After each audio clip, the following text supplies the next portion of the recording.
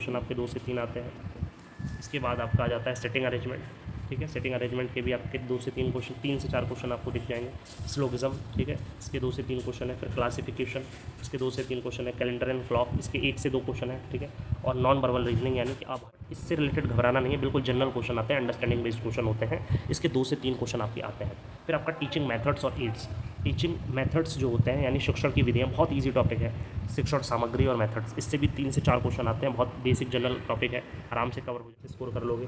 सिनोनियम antonym, ये सारा vocabulary का पार्ट है, ये आप कितना भी पढ़ लो, अगर आपका पढ़ा हुआ आ गया तो ठीक है, लेकिन ज़्यादातर ये वोकेबलरी वाले जो पार्ट है, ये मोस्ट इंपॉर्टेंट जो ट्रेंडिंग होते हैं वही आते हैं।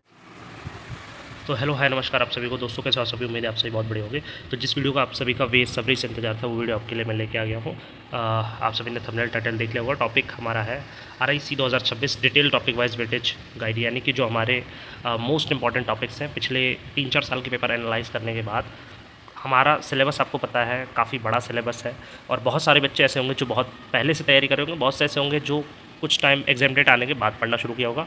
तो हर तरह के बच्चे, चाहे फ्रेशर हो या पुराने बच्चे हो या पिछले साल जिन्होंने अटैम्प्ट दिया, सभी के लिए ये जो टॉपिक्स में आपको तीनों सेक्शन हमारे आने वाले हैं, जिसमें आपको इंग्लिश आती है, रीजनिंग आता है, टीचिंग एप्टीट्यूड आता है, तीनों ही सेक्शन से के मोस्ट इंपॉर्टेंट टॉपिक्स बताऊँगा, जिनको आपको ज़रूर कवर करके जाना है। अगर आपका सिलेबस बचा भी हुआ है तो अगर आप इन टॉपिक्स को कवर कर लेते हो तो आप अपने जो स्कोर है उसको और ज़्यादा बूस्ट कर सकते हो। तो अभी किस बेसिस पे मैंने किया है, तो पिछले 3-4 साल के जो हमारे RI के पेपर्स हुए हैं उनको एनालाइज करने के बाद मैं लेके आया हूँ। ठीक है, इसमें लेवल 1, लेवल 2, लेवल 3 तीनों ही तरह के बच्चों के लिए पेपर है। इसमें सारे इंपॉर्टेंट चैप्टर्स तीनों सेक्शंस के दिए गए हैं।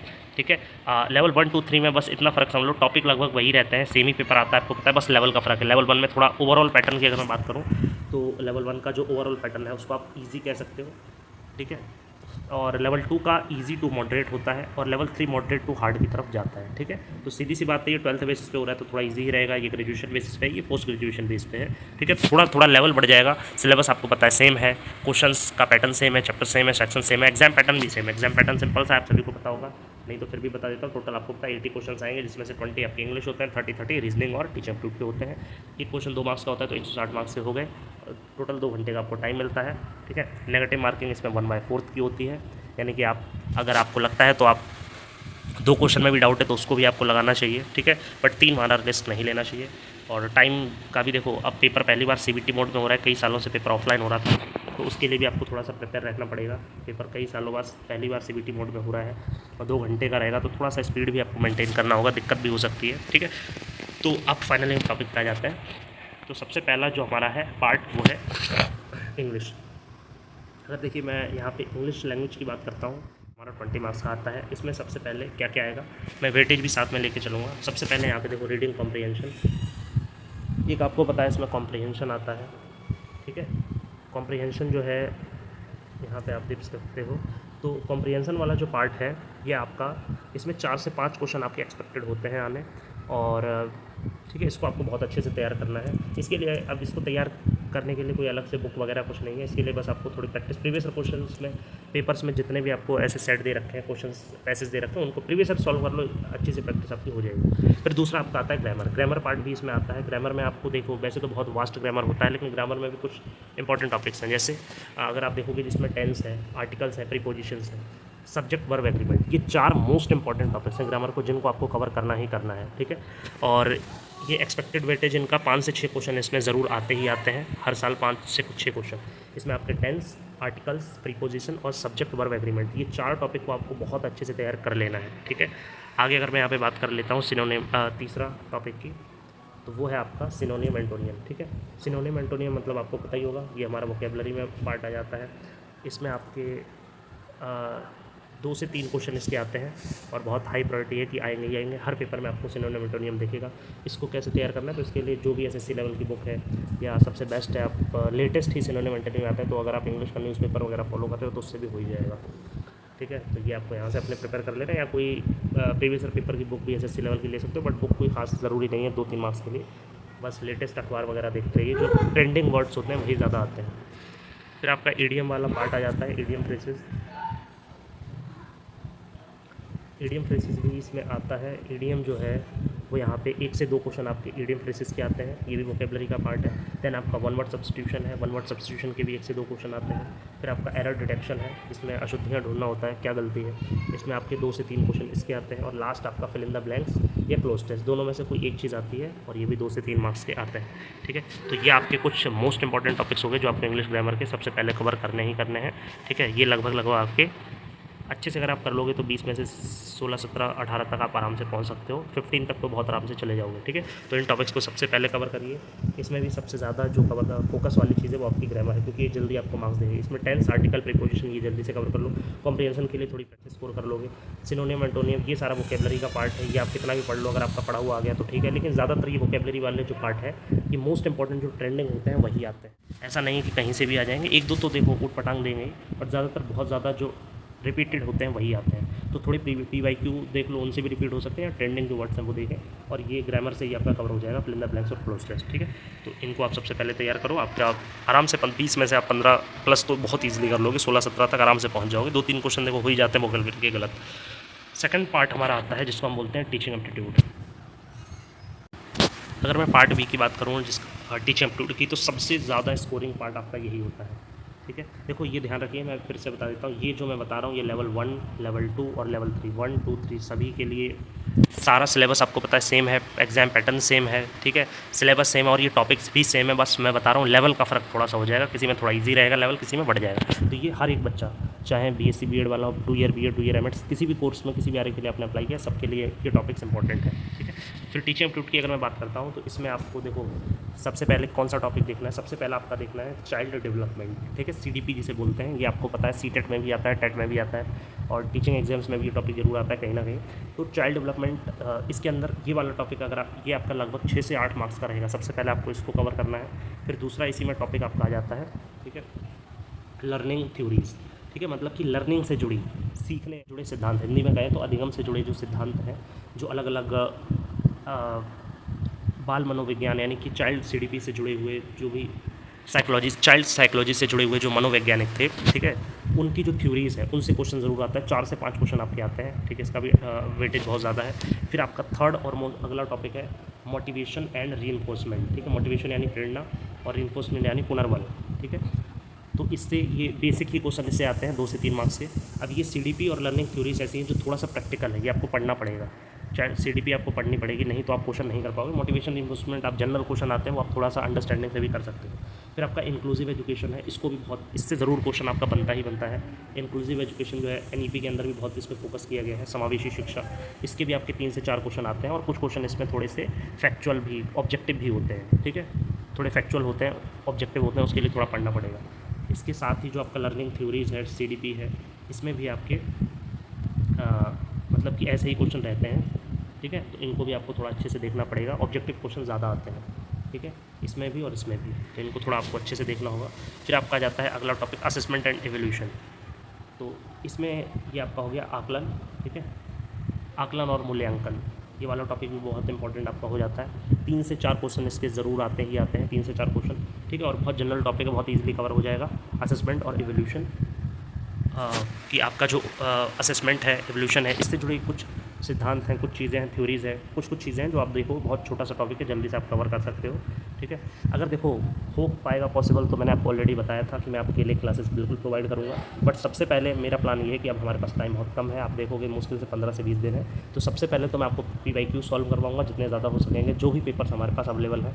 मैं कोशिश कर रहा हूँ 25 के भी मिल जाए कहीं से, 24 के, 23 के और 22 के तो मैंने टेलीग्राम पे अपलोड कर रखे हैं, ध्यान से आप देखोगे 24 के, 23 के और 22 के मेरे पास हैं, बट आई थिंक 25 के मुझे नहीं मिले, जिसके पास है वो शेयर कर सकता है। ठीक है, पहले हम वो सॉल्व करेंगे थोड़े थोड़े, और उनके बेसिस पे और क्लासेस जो हो पाएंगी, अगर टाइम मिलता है मुझे तो मैं बिल्कुल लेके आऊँगा। अदरवाइज़ मैंने आपको सारा कंटेंट बता दिया, स्टडी मटेरियल मैंने बता रखा है जो पिछली वीडियो थी उसमें, कि आपको कहाँ से पढ़ना है। फ्री में आपको मैंने तीनों ही सेक्शन को कैसे तैयार करना है वो सारी गाइडेंस, स्टडी मटेरियल बुक, सब कुछ गाइडेंस उसमें दी है। डिस्क्रिप्शन में वीडियो का लिंक है, ज़रूर देख लो। ठीक है, और देखो मुझे इसके लिए कुछ नहीं चाहिए। ठीक है, आपका सिलेक्शन हो, एडमिशन हो, यही मेरे लिए सब कुछ है। ठीक है, और बाद में बस इतना है कि सिलेक्शन के बाद आप एक छोटा सा इंटरव्यू देके बता सकते हो कि आपकी जर्नी कैसी क्या रही, आपको चैनल से क्या सीख मिली। अगर आप उतना ही करेंगे तो वही मेरे लिए सब कुछ है। खैर आगे बढ़ते हैं। इसके बाद फिर आपका देखो गिनती, अगर आप सिलेबस देखोगे तो बहुत कुछ है। ठीक है, लेकिन ये कुछ बहुत ज़्यादा इंपॉर्टेंट टॉपिक्स मैं बता रहा हूँ आपको। ठीक है, इसके बाद यहाँ पे एक आ जाता है क्लासरूम मैनेजमेंट। ठीक है, क्लास को मैनेज करना, इससे रिलेटेड घबराना नहीं है, बिल्कुल जनरल क्वेश्चन आते हैं, अंडरस्टैंडिंग बेस्ड क्वेश्चन होते हैं। इसके 2 से 3 क्वेश्चन आपके आते हैं। फिर आपका टीचिंग मेथड्स और एड्स। टीचिंग मेथड्स जो होते हैं यानी शिक्षण की विधियाँ, बहुत ईजी टॉपिक है।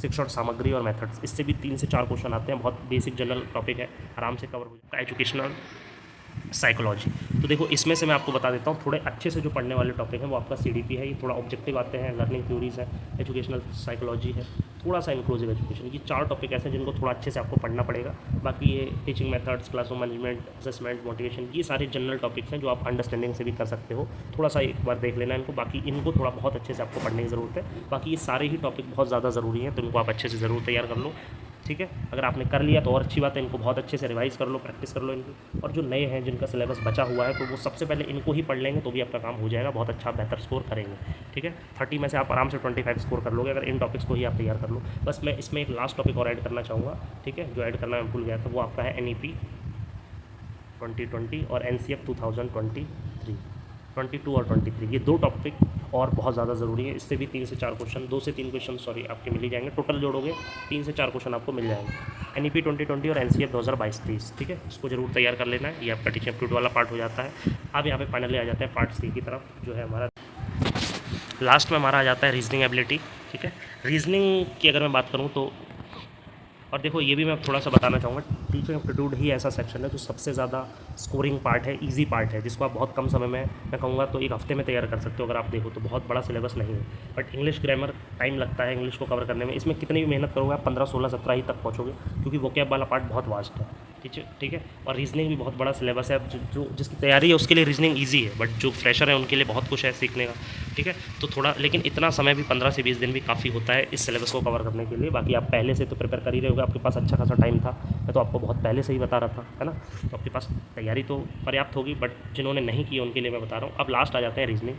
रीजनिंग जो है इसका अगर मैं लेवल की बात करूँ तो देखो सबसे ईजी तो मैंने बता दिया टीचिंग एप्टीट्यूड है, थोड़ा सा सेकंड नंबर पे ईजी आपका इंग्लिश रहता है, और थर्ड नंबर पे मैं रीजनिंग को रखता हूँ, क्योंकि रीजनिंग ओवरऑल अगर मैं देखूँ तीनों ही लेवल की अच्छी खासियत है। Reasoning overall moderate to hard रहती है, ठीक है। Teaching aptitude overall easy to moderate रहता है, और इंग्लिश आपकी मॉडरेट रहती है। इंग्लिश ओवरऑल मॉडरेट रहती है, ना बहुत टफ ना बहुत आसान, ये ओवरऑल ईजी टू मॉडरेट रहता है, और ये आपका मॉडरेट से हार्ड जाता है रीजनिंग, ठीक है। यही वेरिएशन थोड़ा सा ला देता है। अगर हम इसमें बात करें तो देखो सबसे पहला जो आपका टॉपिक इसमें आता है वो है आप एनालॉजी, समानता, ठीक है। 2 क्वेश्चन दिए रहेंगे, ठीक है, अलग करना पूछा जाएगा, समानता पूछी जाएगी। इससे 3 से 4 क्वेश्चन आते हैं, इसको सबसे ज़्यादा फोकस करिए। और रीजनिंग के लिए मैंने आपको बता दिया ये सारे जो टॉपिक्स हैं इनको आपको देखना है। हालांकि ये वाली ऑलरेडी पिछली वीडियो में भी बताया था कि कैसे आपको इन दिनों लास्ट 15 से 20 दिनों में कैसे आपको तैयारी करनी है। उसमें मैंने सारी बातें बताई थी कि आपको इन टॉपिक्स को कहाँ से कवर करना है, कैसे कवर करना है, तैयारी कैसे करनी है, रिवीजन प्रैक्टिस कैसे करनी है, वो सारी बातें आपको मैंने ऑलरेडी बताई थी। तो उस वीडियो को जरूर चेक करना, डिस्क्रिप्शन में लिंक है, ठीक है। एक बार फिर भी मैं लास्ट में बता दूंगा, बट पहले फटाफट टॉपिक्स देख लेते हैं। फिर दूसरा टॉपिक यहाँ पे कोडिंग रिपोर्टिंग, ठीक है, इसके भी 3 से 4 क्वेश्चन आपके आते हैं ही आते हैं। थर्ड टॉपिक है आपका सीरीज़, जिसे हिंदी में बोलते हैं श्रृंखला, ठीक है, इसमें भी आपके 3 से 4 क्वेश्चन आते हैं। चौथा आपका है ब्लड रिलेशन, इससे भी आपके 2 से 3 क्वेश्चन आते ही आते हैं। फिर आपका है डायरेक्शन, ठीक है, डायरेक्शन यानी दिशा, और 3 आते हैं। इसके बाद आपका आ जाता है सेटिंग अरेंजमेंट, ठीक है। सेटिंग अरेंजमेंट के भी आपके 2 से 3 क्वेश्चन, 3 से 4 क्वेश्चन आपको दिख जाएंगे। स्लोगिज्म, ठीक है, इसके 2 से 3 क्वेश्चन है। फिर क्लासिफिकेशन, इसके 2 से 3 क्वेश्चन है। कैलेंडर एंड क्लॉक, इसके 1 से 2 क्वेश्चन है, ठीक है। और नॉन वर्बल रीजनिंग यानी कि आपके भी 2 से 3 क्वेश्चन आते हैं, ठीक है। तो ये आपका हो जाता है यहाँ पे रीजनिंग का पार्ट, रीजनिंग के सारे इंपॉर्टेंट जितने टॉपिक्स हैं, ठीक है। और तो ये आपको ध्यान में रखना है, ये आपको मैंने वेटेज के साथ बता दिया।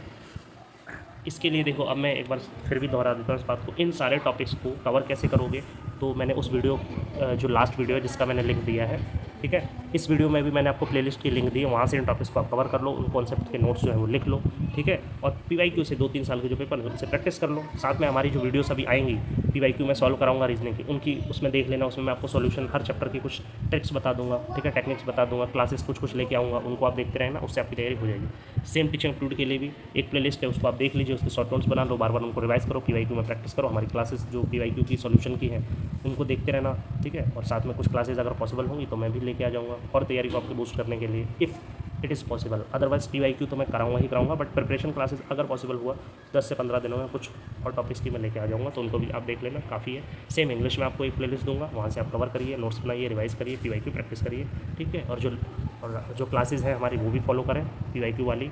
PYQ क्लासेस तो मैं लाऊंगा ही, बट अगर पॉसिबल हुआ तो मैं हर एक सेक्शन के जो बहुत इंपॉर्टेंट हैं, जैसे सबसे पहले मैं सोच रहा हूँ कि मैं टीचिंग एप्टीट्यूड की क्लासेस लेके आऊँ। और टीचिंग एप्टीट्यूड तो आपका एटलीस्ट करवा ही दूँ, क्योंकि रीजनिंग तो ऐसा है वास्ट है, इसके लिए थोड़ा सेटअप चाहिए होता है, ठीक है, क्योंकि इसमें आपको एक्सप्लेन करना होता है, तो वो सेटअप इस अकॉर्डिंग नहीं है, बट मैं कोशिश करूँगा कि इसी में अगर एडजस्ट हो जाए। तो पहली प्रायोरिटी है टीचिंग एप्टीट्यूड की classes, then reasoning, then third पे आपका इंग्लिश।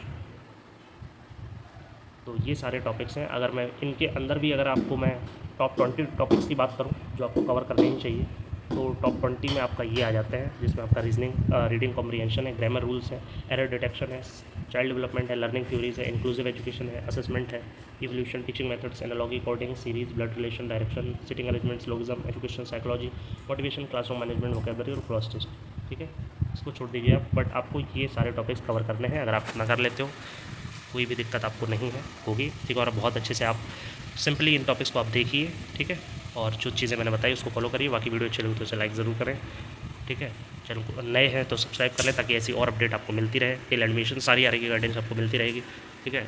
कोई क्वेश्चन रह गया हो तो कमेंट करें, वीडियो को ज़्यादा से ज़्यादा शेयर करें, और साथ में अगर आपको पर्सनल अपना कोई काउंसलिंग करवानी है, पर्सनली मुझसे बात करनी है, कॉन्टैक्ट करना है, अपने डाउट्स तैयारी को लेके, आगे एडमिशन को लेकर, डॉक्यूमेंट्स को लेकर भी बहुत सारी चीज़ें होती हैं, तो आप छोटा सा एक प्रो मेंबरशिप हमारा प्रोग्राम है, उसको ज्वाइन कर सकते हैं, उससे आप डायरेक्ट मेरे से कॉन्टैक्ट कर सकते हैं।